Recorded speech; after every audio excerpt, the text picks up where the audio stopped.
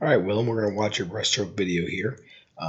As we're watching the breaststroke video, take some time to check out the notes as well. While we do these videos, we like to give a lot of information here. We also like to put that information in print as well. So make sure you check out your email. It's got different things we see that you're doing really well, things we see that you can continue to improve upon. We know you've got a great breaststroke. That's for sure, no question. But there's always things we can do to get even better and stronger. That pullout is good. Just like Gavin, I want to see you guys doing these pullouts all the time because that looks incredible. All right, so let's go ahead and start this over and let's start analyzing and see what we see. All right, so as we get here, as we're going into the very first stroke, the one thing we can start to see is your hands start to press down a little bit. You want to make sure you keep those hands moving forward, okay, as best you can. When your hands drop down below the water, you're kind of going this motion here, and then you're going to have to bring your hands back up. You want to make sure you're constantly pushing forward as best you can. Your head could still get your head down a little bit more and eyes down a little bit more to get into that streamline.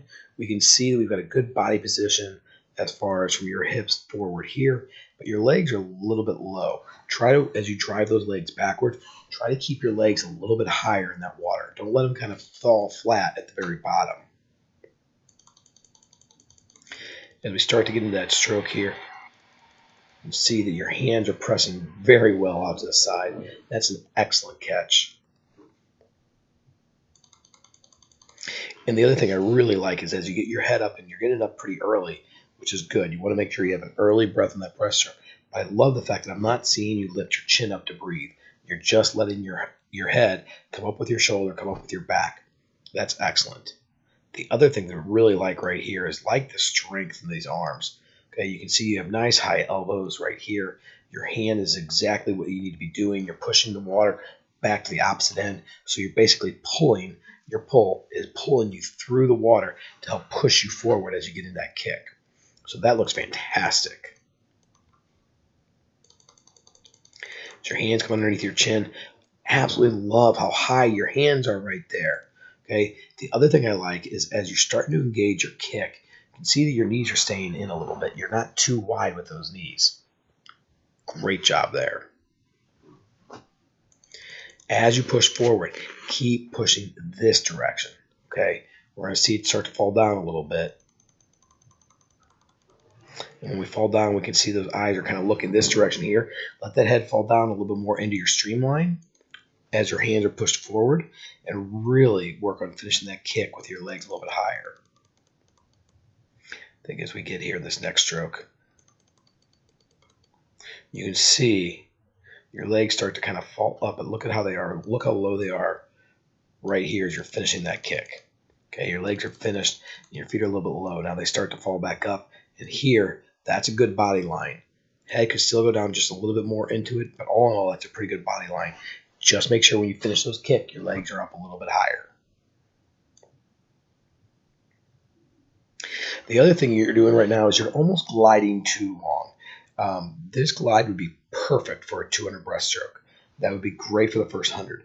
But then that second 100, the third 50, and the fourth 50, that glide should be less and less. So when your feet come together on 100 breaststroke, 50 breaststroke, whatever, when that feet comes together, those feet come together, you got to make sure that pull gets engaged a little bit earlier.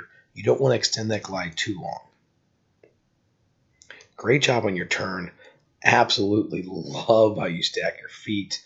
This arm came in really quick, and it looks like that hand's about to come off the wall. So that's really going to help to get into a good transition from one direction to the other.